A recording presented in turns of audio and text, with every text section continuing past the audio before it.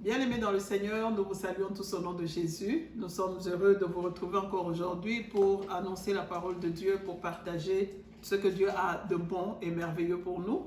Amen. Nous vous saluons tous encore une fois. Notre Dieu est bon, il nous aime. Notre Dieu est celui qui a un plan merveilleux pour la vie de chacun de nous. Et il tient à accomplir son plan. Il l'accomplit toujours, quoi qu'on veuille ou qu'on ne veuille pas. Le plan de Dieu va s'accomplir dans notre vie. Alors nous lui restons fidèles, nous lui restons reconnaissants parce que nous savons que depuis la conception de chacun de nous, jusqu'à la naissance, jusqu'à l'âge où nous sommes aujourd'hui, c'est la main de Dieu qui a travaillé en silence, c'est la main de Dieu qui nous a gardés, c'est la main de Dieu qui nous a guidés jusque-là, il nous a protégés envers et contre tout. La preuve est là. Nous sommes déjà au mois de décembre, nous tendons vers la fin. Depuis janvier, avec toutes les pandémies et tous les problèmes qui se sont présentés cette année devant chacun de nous, la main de Dieu a été toujours là, fidèle au rendez-vous. Il promet, il réalise, il est fidèle et il veut que nous lui soyons reconnaissants. Il veut que nous soyons fidèles à sa parole, que nous puissions accomplir sa parole, que nous puissions le plaire. Alors nous disons merci à notre Dieu pour tout ce qu'il a fait pour nous cette année. Nous voilà déjà en train d'aller vers la fin de l'année. Que la gloire et l'honneur lui reviennent à lui seul qui est Dieu. C'est celui qui tient ton mariage, mon frère et ma sœur. C'est celui qui a élevé tes enfants et qui continue à prendre soin de ses enfants. C'est celui qui va accomplir le plan merveilleux qu'il a pour la vie de ta descendance. Que notre Dieu soit loué encore une fois. Sans plus tarder, je vais passer la parole au pasteur. Que Dieu vous bénisse. Que Dieu vous bénisse, bien-aimés, que la paix de Jésus soit toujours dans vos maisons, surtout en ce temps de fête, de fin d'année. Nous sommes tous dans la joie. Dans près de 2 semaines, nous allons tous célébrer la nativité, la naissance de notre Sauveur. Et une fête très très importante dans la vie des chrétiens parce qu'elle représente le point culminant de toute la prophétie biblique.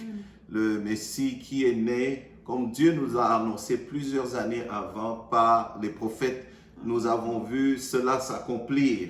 Et nous sommes dans la joie. Aujourd'hui, nous allons donc nous arrêter un peu sur cette fête, mais toujours dans le contexte du mariage. Nous étions en train de parler du divorce. Nous allons voir aujourd'hui une jeune femme, Marie. Nous allons parler d'elle. Marie, dont la foi et le caractère est à imiter pour beaucoup de femmes dans le couple et même des hommes aussi. Nous tous, quand il y a des histoires dans la Bible, c'est pour que nous puissions étudier les histoires des gens que la Bible nous présente et que nous puissions apprendre des leçons et comment vivre. Parce que c'est vrai, la parole de Dieu est là, mais j'ai toujours aimé comment nous pouvons mettre en pratique la parole de Dieu, c'est-à-dire apporter des applications pratiques à la parole de Dieu. Ça ne nous sert à rien de mémoriser la parole de Dieu et ne rien en faire.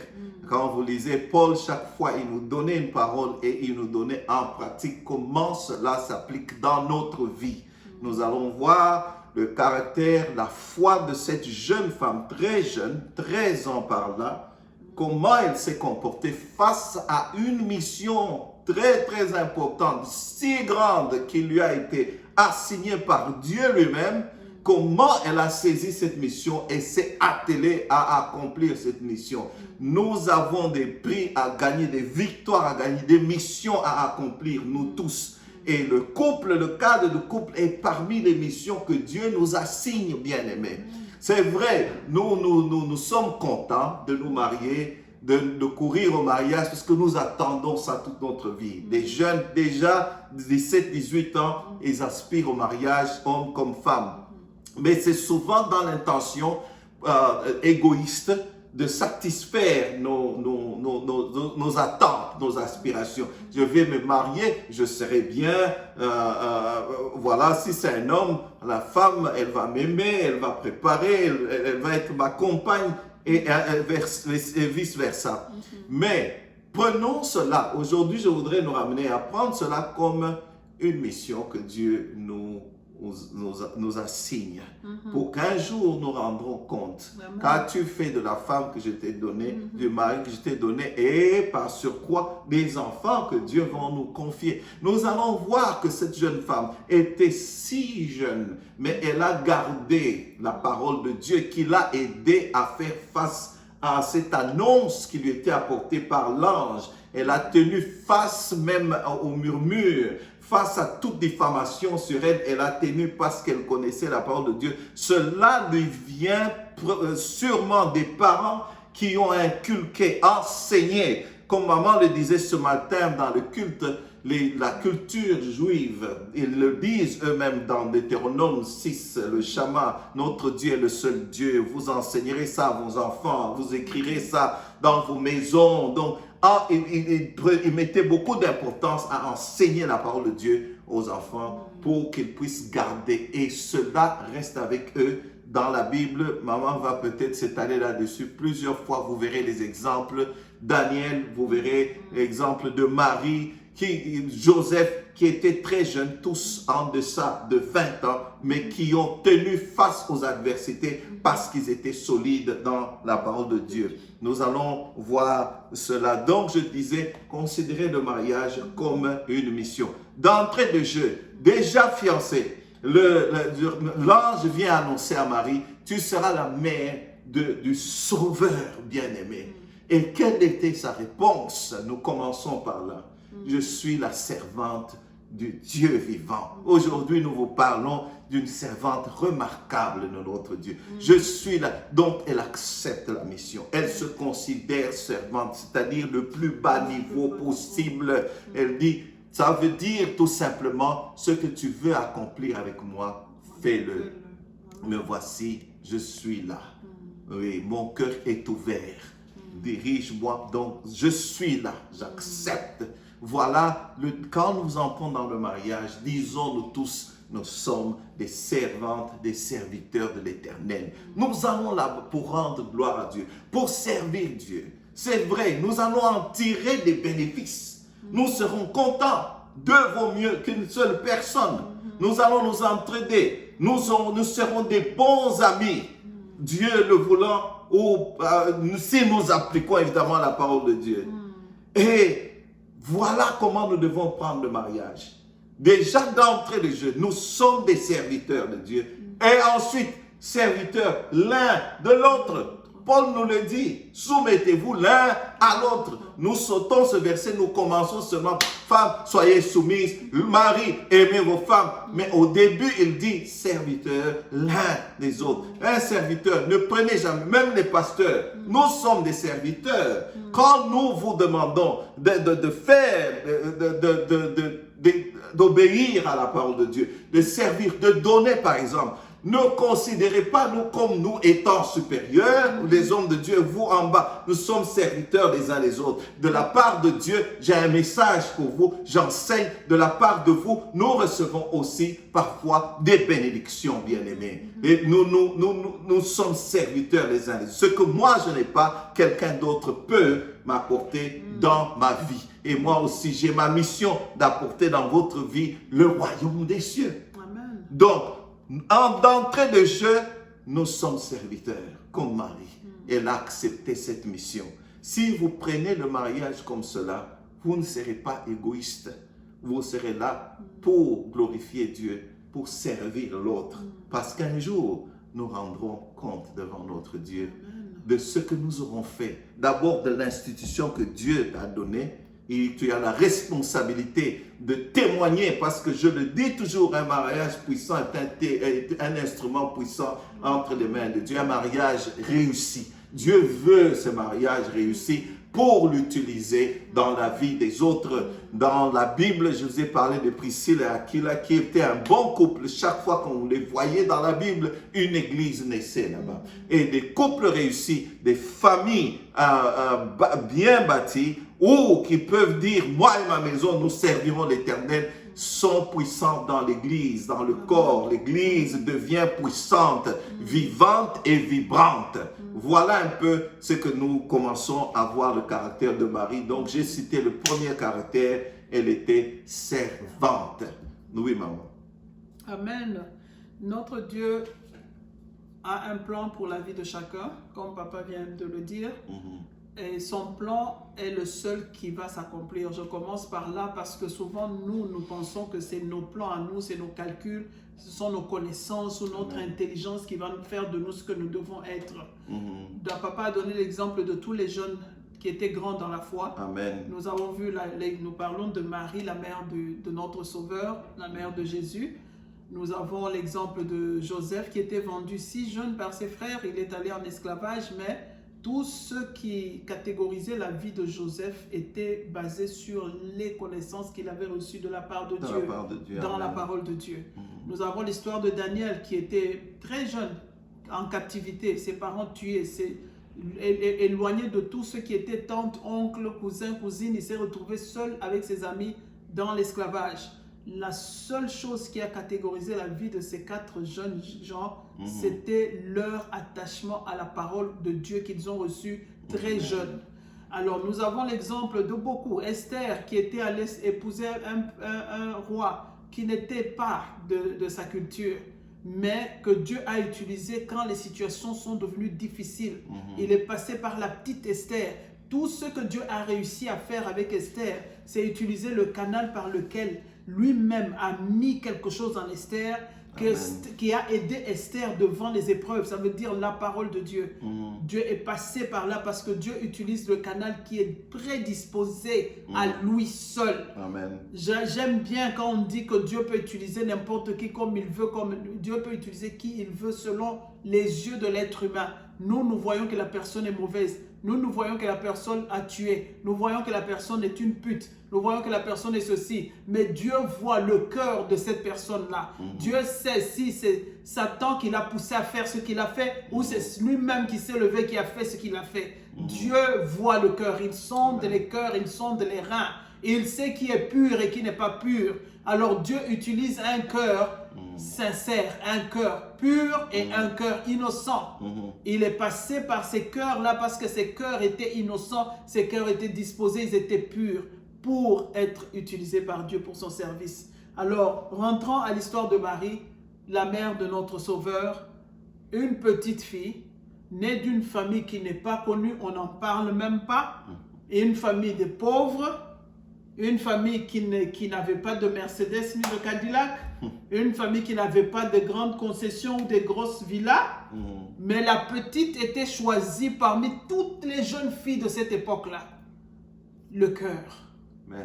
Le cœur, la simplicité du cœur de Marie, la pureté de son cœur, la prédisposition aux choses de Dieu. Qu'une petite fille de 13 ans vienne dire devant Dieu que Seigneur, je suis, je suis ta servante, une humble servante, utilisant les mots de la parole de Dieu pour dire la reconnaissance profonde de son cœur envers son Créateur qui vient de la choisir pour une mission qui n'était pas facile. On n'a pas dit que Marie est devenue millionnaire après cette mission-là. On n'a pas dit que Marie a gagné les choses de ce monde. Mais par contre, elle est passée par des douleurs et des sacrifices incroyables. L'humiliation, parce que le monde de ce temps-là, une jeune fille ne pouvait pas tomber enceinte avant le mariage. C'était une honte pour la famille. Elle devait être lapidée. Une fiancée ne peut pas sortir de ses fiançailles pour aller tomber enceinte de quelqu'un d'autre. C'était une humiliation. Dieu seul sait ce qu'on a dit sur elle. Mais devant toutes ces choses, prête à abandonner même son mariage, prête à accepter un avenir qui était flou. Elle ne connaissait pas ce que l'avenir allait lui donner. Mais elle a dit, Seigneur, me voici, j'accepte. Avec tout ce qui viendra. Aujourd'hui, quand toi et moi, Dieu nous dit, il y a un prophète dans la Bible, j'oublie le nom, je vais me rappeler. Dieu a dit, va, épouse cette pute-là. Rends-la saine, lave-la. Prends-la comme ta femme, fais d'elle une femme que tu aimes. Toi, aujourd'hui, ta femme est sur les médias, les social media. Social media, comment vous dites ça en français? Social media. Regardez comme elle est impolie. Regardez, tu tapes une femme enceinte, tu roules par terre, tu montres les secrets de ta maison, tu vends ton mariage aux enchères. Mais regarde cette situation que je viens d'expliquer et la situation dans laquelle, Joseph s'est retrouvé. Une humiliation totale parce que dans leur culture, c'était très sérieux. Ce n'est pas comme aujourd'hui où on a démystifié l'acte sexuel, on a démystifié le mariage, on a banalisé. Le mariage n'a même plus de valeur aujourd'hui. Dans le temps, c'était très, très sérieux. Très sérieux, Mais le monsieur, sa réaction envers la situation, même s'il avait abandonné Marie, Dieu allait le bénir parce qu'il n'a pas voulu exposer la femme, il n'a pas voulu faire du bruit devant les médias sociaux. Regardez ma femme comme elle est sorcière, regardez ma femme ce qu'elle a fait de moi. Bien aimé, on se maudit, au fait, on ne se rend pas compte qu'on est en train de se maudire. Parce que quand tu fais ça à une femme, tu te fais ça à toi-même. Parce que la femme là est une partie de toi. C'est toi-même que tu es en train de vendre sur les médias sociaux. Alors, bien aimé, c'est très sérieux. Nous parlons du mariage, on a pris l'exemple parce que nous sommes dans l'esprit de Noël, nous sommes dans... nous rappelons la naissance de notre Sauveur, nous nous rappelons, mais le Sauveur là, il était né d'une femme qui nous a donné un modèle de foi totale, d'obéissance totale à la parole de Dieu. Elle était fiancée à quelqu'un qui a supporté cette humiliation. C'était quelque chose de très grand. Mais il a aimé quand Dieu lui a dit, prends-la comme femme pour faire taire l'ennemi. L'ennemi par moment entre dans ta maison, il crée des situations pour humilier ton Dieu et pour te dénigrer, pour te détruire. Mais tu ne te rends pas compte et tu utilises toi-même contre toi-même. Alors, il vient dans ta maison, il passe peut-être par ta femme, mais c'est au fait toi qu'il est en train de détruire. Ça a commencé depuis Genèse. Il est passé par Ève, c'était pour détruire Adam. Ce n'était pas pour détruire Ève. Alors aujourd'hui, bien-aimés, prenons conscience. Agissons comme Joseph, agissons comme Marie. La mère de notre Seigneur, son fiancé, et il s'est tué, il a couvert la femme avec tout ce que le monde disait mal. Parce que ce que le monde appelle mal devant les yeux de Dieu, ce n'est pas mal. Dieu sait quand l'ennemi t'a fait faire quelque chose et il sait quand tu t'es retrouvé dans cette chose-là par accident. Alors, bien aimé, il y a beaucoup de messages là-dedans. Amen.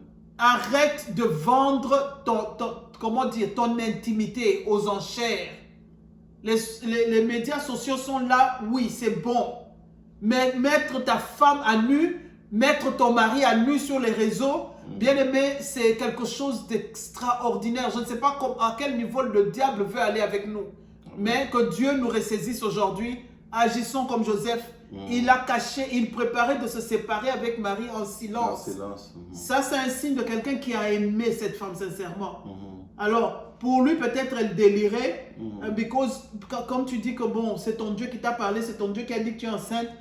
You know what? Je vais seulement me séparer calmement avant que les choses s'abîment. Mais quand Dieu l'a visité pour lui dire, aime cette femme, prends-la.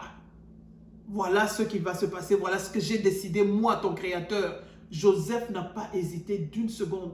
Il a accompli la volonté de Dieu.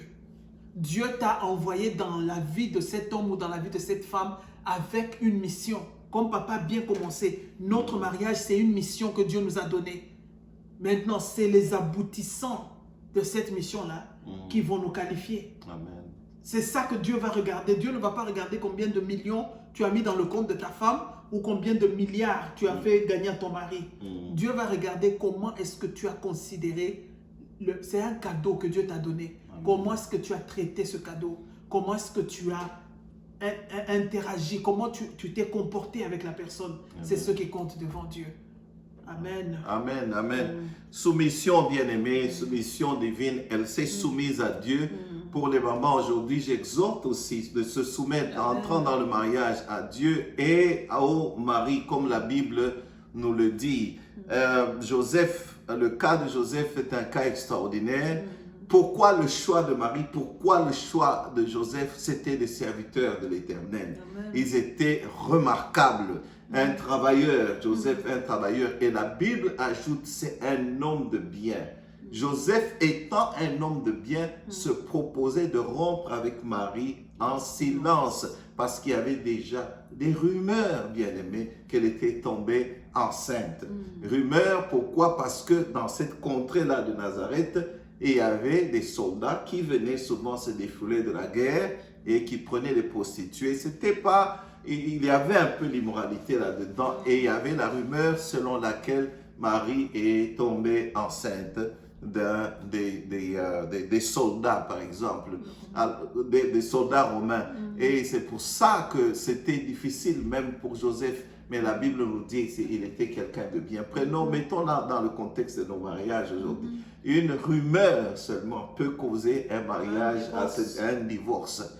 Un membre de la famille loin au pays appelle seulement. Il dit seulement, mais voilà ta femme, on l'a vu avec quelqu'un. C'est fini, le mariage est fini, le divorce. Soyons des gens de bien qui craignons Dieu. Je te coupe pas la parole, tu parles de quelqu'un qui appelle au pays. Les hommes de Dieu appellent au pays pour dire la prophétie a dit. Amen. Et tu divorces. Tu divorces. Amen. Alors soyons des hommes de foi et des femmes de foi, comme l'exemple que nous essayons de vous présenter. Ce devait prendre la foi et l'attachement à la parole de Dieu et surtout la soumission et la confiance totale en Dieu, sachant que ce que Dieu a dit, il l'accomplira. Comment cela? Dieu choisit des gens selon le modèle, par exemple, de Marie. Prenons le cas de Marie. On a déjà souligné, maman a déjà souligné, mais reprenons pour la bonne compréhension. Dieu choisit, il utilise des gens d'abord qui ont un cœur pur. Marie avait un cœur pur. C'était une jeune femme. Je ne dis pas qu'elle était sainte, comme certains enseignements essaient de le présenter comme sainte, ce qui est une erreur qui n'est pas biblique. Nous allons parler de ça une autre fois. Elle n'était pas sainte, mais elle était seulement disposée. Et le choix de Dieu, si Dieu devait faire un choix pour utiliser un canal pur et un canal impur, je crois que Dieu choisirait le canal pur. Si je viens dans votre maison, j'ai soif après avoir marché sous le soleil. Je vous demande de l'eau. Vous me présentez un verre sale et un verre propre. Je choisirai le verre propre pour étancher ma soif, bien-aimé. Alors, Dieu choisit, utilise les cœurs purs. Marie était une femme d'un cœur pur. Je ne dis pas qu'elle était sainte, parce qu'elle était jeune. Elle était amoureuse. Elle pouvait aussi déjà, pardonnez-moi de dire, coucher avec Joseph. Après tout, comme on le dit aujourd'hui, après tout, on est déjà fiancés, on va se marier. Mais si elle avait fait cela, je ne pense pas. Je pense que cela l'aurait disqualifié du rôle si important que Dieu lui avait assigné. Mais tout simplement, elle a gardé la foi, elle a gardé pour d'autres bien-aimés qui pensent que non, ça c'est démodé. Je vous invite aujourd'hui à vous repentir et dès aujourd'hui, à attendre le mariage pour pouvoir vous engager dans les relations. Parce que parfois, cela joue aussi plus tard en votre défaveur. Mais pourquoi on enregistre très vite des divorces? Parce que vous êtes connus déjà avant même le mariage. Et le mariage venant, vous êtes dans une confusion. Vous êtes déjà dedans. Vous avez déjà enfreint la loi de Dieu. Vous n'êtes pas entré, si vous voulez, avec Dieu qui veut que le mariage se fasse d'une certaine manière, bien-aimé. Commençons un peu par là. Disons-nous la vérité. Aujourd'hui, comme maman l'a dit, on a tout banalisé.